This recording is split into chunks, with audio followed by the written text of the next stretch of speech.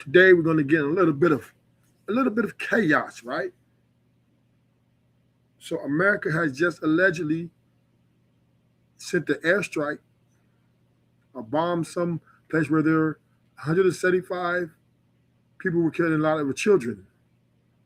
And hey, this is the casualty of war. How do we then say, hey, protect children when your country, who have supposed to protect children, are taking children out? Let's get to it. Hit the like button on your way in. Let's get to it. Senior national security correspondent Charlie Daggett continuing his reporting in Tel Aviv. Good morning, Charlie. Tell us about the latest attacks there. Yeah, good morning, Errol. It has been another noisy night here in Israel and really across the Middle East, despite President Trump saying the war is won. Iran and its regional proxies unleashed coordinated attacks at multiple targets throughout the night. Overnight, Iran focused its attacks on the lifeblood of the region, small boats packed with explosives slamming into these oil tankers off the coast of Iraq. In Bahrain, fuel depots burned, the Bahraini government warning people to stay indoors to avoid inhaling poisonous fumes. Critical energy sites in Oman were also targeted. An Iranian drone filmed dive bombing into a storage facility in a direct hit. Also under fire, the Gulf's commercial infrastructure as another luxury high-rise in Dubai is struck by a drone.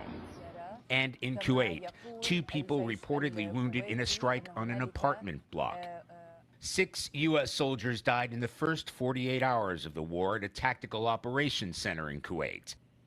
That drone attack, CBS News has learned, was much more serious than previously reported. With more than 60 injured and 30 still hospitalized as of Tuesday, airlifted to a U.S. medical hub in Germany and being treated for brain injuries and shrapnel wounds. And overnight, we're learning that another military facility in the region has been hit, smoke and flames rising above a U.S.-led coalition base in northern Iraq. U.S. and Israeli warplanes and missiles continued hitting targets across Iran, as Israel intensified its campaign against Iranian proxies, Hezbollah, in Lebanon, on another front in this widening war. While on the ground in Tehran, funerals for the hundreds of Iranians killed in this conflict, as much an expression of mass rage as mourning. So the death toll in Iran is now over 1,300, at least according to the regime there. And there is increasing evidence that the United States is responsible for the bombing of a girls' school that killed at least 175 people, most of them children. It appears to have been struck by a Tomahawk cruise missile, and the U.S. is the only military in this conflict that uses that weapon. Arrow? So, America playing dirty, huh? They're going at everything, and everybody is subject to attack. They just attacked the all-girls school, 175 children, right? So, this conflict and this, I always hear about, I wonder how people are going to retaliate this to the American government. Are they going to protest?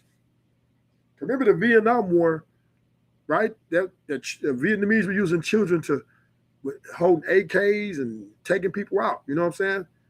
I just want to know how the American people are going to receive America taking out kids. They seem to be very invested in children are the future.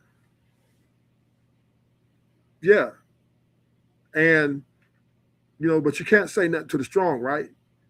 You can always pick on the weak and who you think you can touch, but you're not going to go say that to President Trump and say, well, why did you do that? You're going to take you out. No, right? You got to accept that.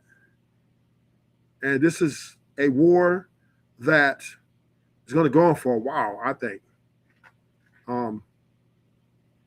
Because Iran is pissed, their leader got taken out, and they need respectability on their name. right? They want some respect on their name. So this is going to be a very bloody bath for some time. And, America came in and took out, with Tomahawk missile, took out 175 kids. This is quite the bloodbath. And, it's done for me. As a man, war is war, right? Casualties are casualties. I understand that. And this is why you can't have, women in leadership positions. You just can't. They can't deal with that. Get all emotional, right? So I just want to throw that out there, just a quick stream, just to throw something on the ears of the American people that, the people here who, you take out kids and the government give these people life sentences, but then they do the same thing and there will be no retribution. There will be no court case. There will be no charges. So, hey, hypocrisy at its all-time high. And I'm out.